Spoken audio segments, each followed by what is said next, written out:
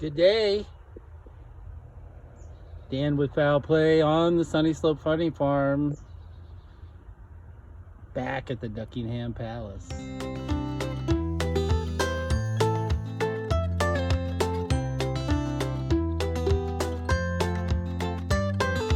Come here, so. That's my good girl. Apparently.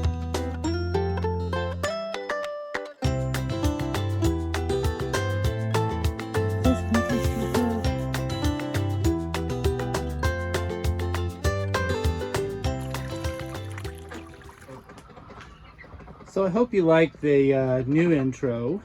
What I tried to do is encompass many of the things we've done in the last 3 years. It's almost impossible to do that in a little 30-second promo.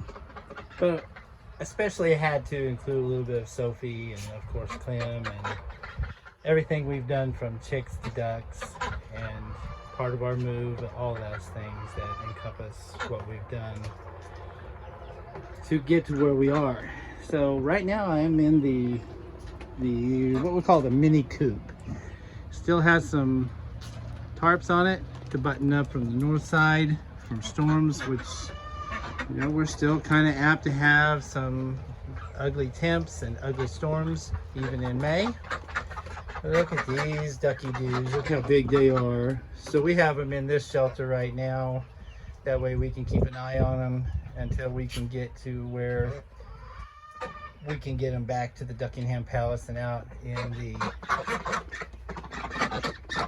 pond. Look at that blue color. Isn't that just gorgeous? So they're starting to get their colors. They're still a little bit afraid of me. I'm surprised. So if I haven't mentioned it in a previous video, ducks have to have water to swallow. And so a big part of their food has to be a big thing of water. Now, it's not very conducive to put something for them to swim in the mini coop. So that's why we have the little kiddie pool out here.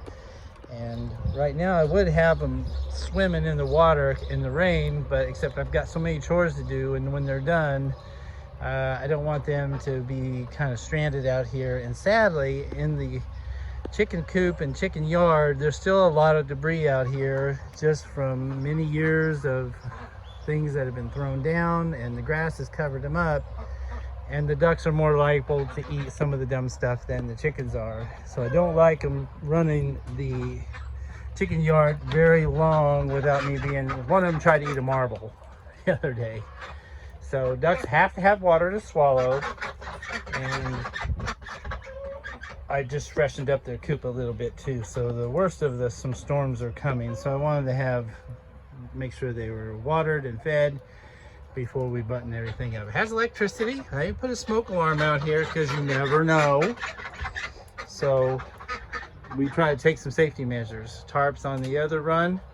Let's go take a look at the rest of the flock. So the poor kids have been cooped up today, no pun intended, with the coop. It's been raining on and off all day, and we're expecting some storms here in just a little bit. So the severity of those storms is hard to know at this point. They just have tornado watches out right now, and there's going to be a line of storms potentially heading our way here before long. But I thought, despite the cost, despite the fact that things are costing a lot more at the grocery store, I thought I'd go ahead and just splurge and give them a treat, which is more rare than common anymore. So let's see how they feel about some blueberries.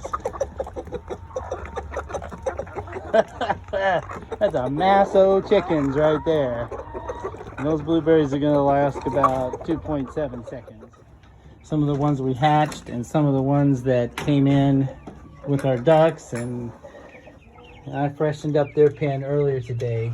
But we have a definite situation here where we have a sad, but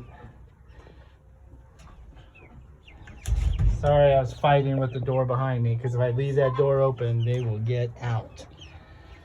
So we have a little sad situation with one of our birds that we hatched, and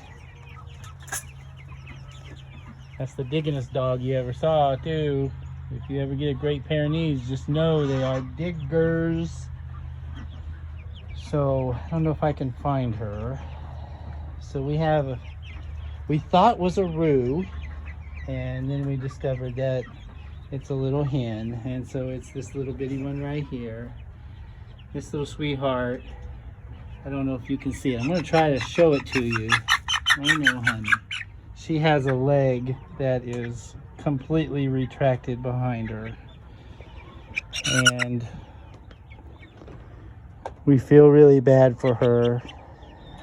And sadly, this is one of those moments too where she's not going to be able to hold her own, and we've tried different things to splint her and different kind of supplements and things. Everything we've read, that the folks have had trouble with her leg is her front leg. Well, there's two legs. One of her legs is completely retracted behind her. Now she's getting around and she's eating and drinking good, but this little sweetheart is not going to survive the flock, especially when everybody gets older. She's going to get picked on, and unfortunately we can't use the resources to pin her up by herself, and that's no kind of life either. So we may have to say goodbye to this one tomorrow. And she's an absolute sweetheart. And I'm going to put her back down here, so I don't know if you get a little better view. Here's a little better view of our girl with the retracted leg. You see how far back behind her it is. So there's her front one. And those of us, I should say those of you that follow us very closely, know that we do whatever we can to save our birds, to give them a fighting chance for health and well-being. And it's only when we feel like we run out of options do we feel like we have to say goodbye to one, and that's going to be the case with this one. Initially, like I said, we thought it was a little roux, and so we were going to have too many roux anyway, and we were really disheartened and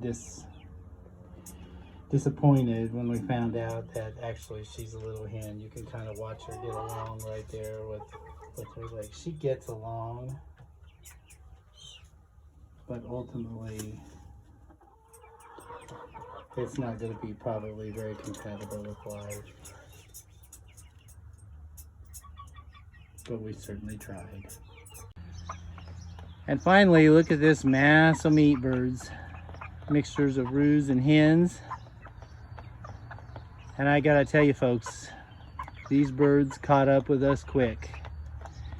A lot of people say, like, that's what I think of when I think of a chicken, beautiful white feathering.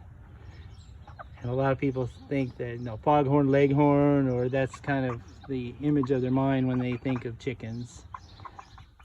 But these meat birds are already destined for processing, and we thought we were going to do it later in the month, but that's not going to be possible. So we may have to go ahead and start that process tomorrow, at least with a few of them. You know, with my new job and Chris is working and I'm working, it's going to be just a little bit harder to fit that kind of work into the farm schedule, but we're going to have to try. These birds are already getting big, and yes, they are destined for the freezer, but they've been a delight. They're just a delightful bunch of birds, and we still love them. We give them the best life possible, and we started with 20 and we still have 20, and they all look healthy, and we've done our part to keep them that way. And we've got to start getting these ready for what we affectionately call freezer camp. There's our wet dog, Mean. She's in her element. She's digging in the mud. Big wet dog. Are you happy, big wet dog?